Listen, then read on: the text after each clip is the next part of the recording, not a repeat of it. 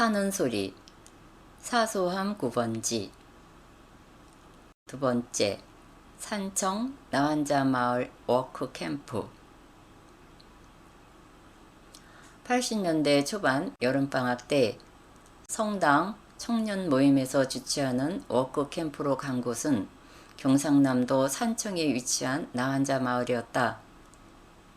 여름방학 캠핑의 목적지가 일반적이지 않은 만큼 친구들에게 동행을 권유할 수가 없었다.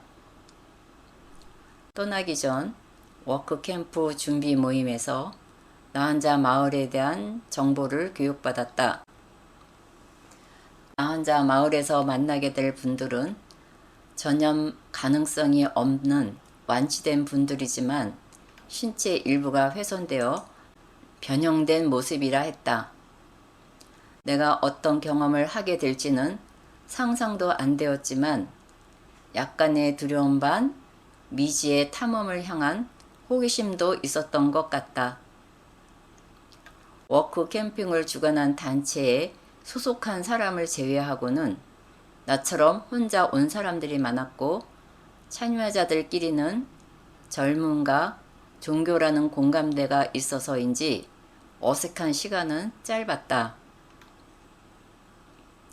버스를 타고 처음 만나는 사람들끼리 서로 알아가는 시간으로 담소하며 달려가다가 산청 마을 입구 다리 건너즈음에 다다르자 모두들 조용해졌다. 목적지 마을로 들어가서 버스에서 내린 때는 저녁 무렵이었다. 멀리 건물들이 곳곳에 있었고 마을길을 따라 가는 풍경은 여느 시골 마을 같았다. 가는 길에 이곳에서 돌아가신 분들의 하얀 십자가가 모여있는 곳이 있었고 이곳을 지나 숙소로 사용할 유치원 건물에 이르러 넓은 마룻바닥에 짐을 풀었다.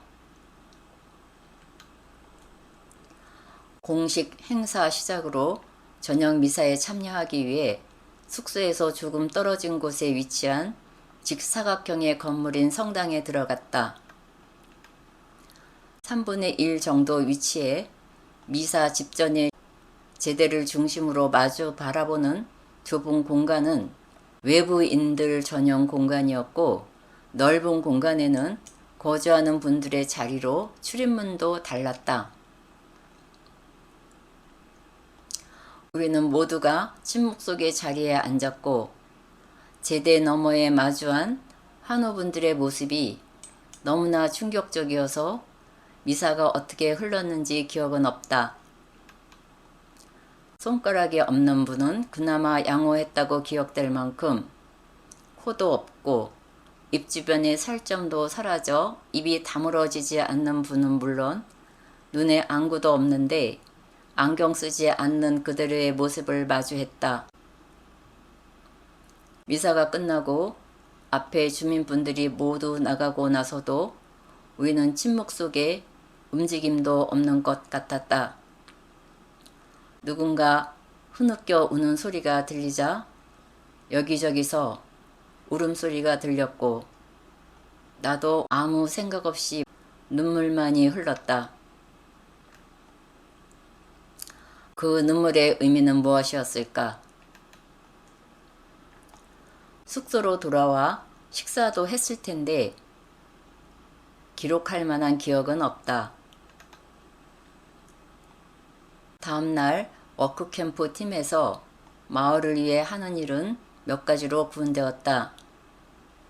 참여자들이 조별로 나뉘어서 하루씩 돌아가며 참여했다. 이 마을은 어린아이가 있는 가정, 부부만 사는 가정, 그리고 대부분이 홀로 마을에 입주한 분들이었다.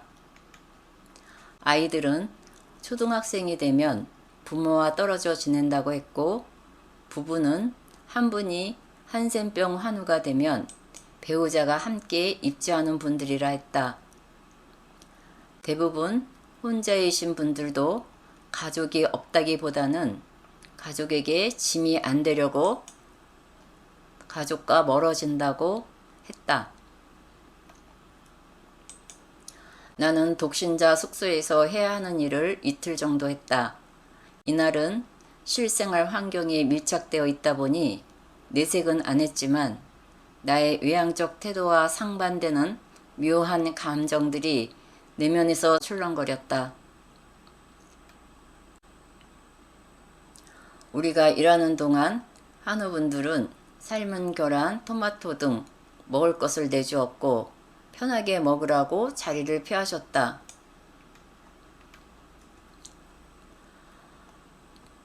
둘째 날부터는 첫날보다는 물리적 거리감은 조금 줄어든 것 같았다. 다시 만난 한우분들은 반가워서 손을 내밀었고 나는 손을 잡았지만 보편적이지 않은 손 모양과 감촉에 어색했고 긴장감과 신경이 곤두서기도 했다. 다음 날은 재봉틀 다룰 수 있는 사람으로 자원했다. 별도의 바느질 방에서 창문 앞에 밖을 향해 재봉틀 앞에 앉았다. 바늘에 실을 끼우기 전에 습관적으로 실을 입에 가져다 대면서도 멈칫했던 기억도 떠오른다. 그날 창밖을 향해 북벅이가 된 듯한 자세로 재봉 바느질을 하면서 내면에서 스멀거리는 갈등에 머릿속이 복잡했다. 봉사라는 것이 누구를 위한 봉사인지 의문을 갖게 되었다. 굳이 이런 경험을 하지 않아도 아무렇지 않게 살 수 있는데 멋모르고 호기심에 빨려온 듯한 나는 위선이 아닌가 하는 갈등이 있었던 것 같다. 저녁 시간이 되면 캠프 참여자끼리 모임 시간도 좋았고 그곳에 거주하고 있는 청년분들도 합석해서 서로 알게 된 사람들과 시간도 새로운 경험이었다.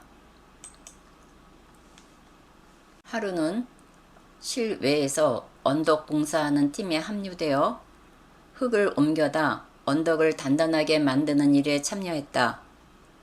주로 남자들이 힘쓰는 일을 하고 나는 주변의 허들의 일을 도왔다. 주거 건물과 멀어진 공간에서 청춘들이 모여 젊은 날의 시간이 흘렀다.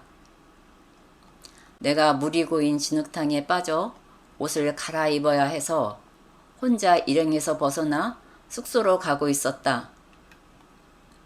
마을에 띄엄띄엄 있는 건물 사이의 길을 걸어가고 있다가 몇 미터 전방의 길 위에서 잊혀지지 않는 광경을 보았고 나는 멈춰 섰다. 수도복을 입으신 수사님과 한우분이 상봉하는 모습이었다. 수줍어 하면서도 수도자에 대한 예의를 갖추셨지만 너무나 반갑고 기다린 님을 만난 것처럼 일그러진 얼굴로 한박 웃음을 지으며 손이 다 잘려나간 팔의 끝으로 수사님의 손을 잡고 반가워하는 모습이었다. 모자 달린 긴 수도복 사이로 외국인 수사님 얼굴도 해맑게 웃으시며 온 마음을 다해 허리 숙여 반기시는 모습이었다. 순간 나는 가던 길을 멈췄고 한참을 서 있었다. 이런 광경은 나의 생활 속에서는 볼 수 없었던 새로운 모습이었다. 친구의 얼굴에서도 식구들의 얼굴에서도 본 기억이 없는 것은 물론이거니와 주일학교 때 나를 유독 반겨주시던 예쁜 선생님이 천사 같아 보였을 때도 이렇게 해맑은 모습은 아니었다. 사람이 사람을 어떻게 저렇게 살갑게 반가이 맞이할 수 있는지 내게는 놀라운 충격이었다. 나와 저분들은 무엇이 다른 걸까? 나는 봉사한다고 이 자리에 있고 왜 저분은 이곳에서 이렇게 살아야 하는지, 누가 누구에게 봉사하는 것인지 등등의 생각이 스쳐갔다. 일그러진 얼굴에 어울릴 것 같지 않은 맑은 미소는 무엇인지 그때의 장면은 내 삶 속에서 간간히 생동감 있게 떠오르곤 한다. 일주일이 지나고 마지막 날, 나는 일찍이 짐을 챙겨 대기 중인 버스에 올랐다. 대부분의 사람들은 버스에 오르지 않았기에 나는 버스에 앉아 창밖을 보았다. 그동안 친해진 분들끼리는 작별의 아쉬움이 많아 보였다. 간식을 건네주는 남아야 하는 사람과 다시 오겠다고 약속하고 떠나는 사람과 다정한 광경은 버스 창문을 사이에 두고 나와는 별개의 세상 같았다. 캠핑이 끝나고 집에 들어서자 바로 입구에서 정지당했다. 곧바로 씻고 입은 옷 모두 갈아입고 집 안에 들어오라고 했다. 나는 일상으로 돌아왔고 내가 어디에 다녀온지 아는 친구 몇몇도 나를 보자 조금 거리를 두며 장난 반, 진담 반 조심스러워했다. 두 번째 글 마무리 소회. 소외된 공간에서 자신에게 다가온 삶을 받아들이고 마음을 비워내기까지 얼마나 많은 통찰의 시간이 있어야 해맑은 미소가 되는 걸까?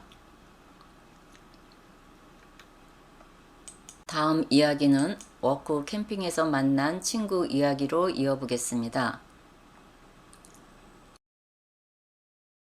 들어주셔서 감사합니다.